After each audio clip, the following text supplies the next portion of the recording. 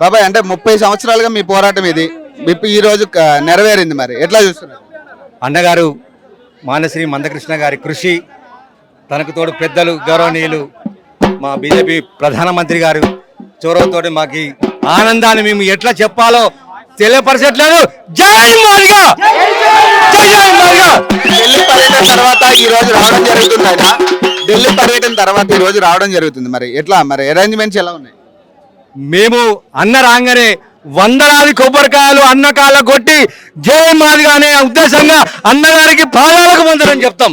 మేము మా 30 ఏళ్ల కళ మాకు జరిగిన అన్యాయం ఇవాళ మా అన్నగారు తెచ్చిన ఘనతకి మేము చాలా సంతోషంగా ఉన్నాం. I'm happy. మా ఆడబిడ్డలు కానీ మా అన్నలు కానీ అందరం సంతోషంగా ఉన్నాం.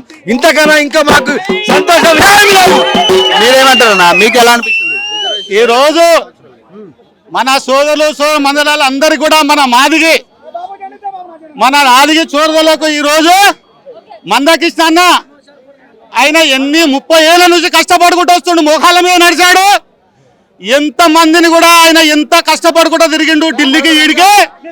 ఈ రోజు మందకృష్ణ అన్న మాకు మంచి అవకాశం తెచ్చిపెట్టిన దానికి మేమందరం కూడా చాలా ఖుషిగా ఉండి అన్న రాగానే అన్నకు నమస్కారం పెట్టి 100 కొబ్బరికాయలు కొట్టి ఎంతో సంతోషం. అంటే మా సంతోషం ఇంతంత లేదు, ఒక్క సముద్రం లెక్క పారిపోయింది. మా మాదిగ జనాలు చూడు ఎంత మంది ఉన్నారు, చూడు ఎట్లా చూస్తున్నారు.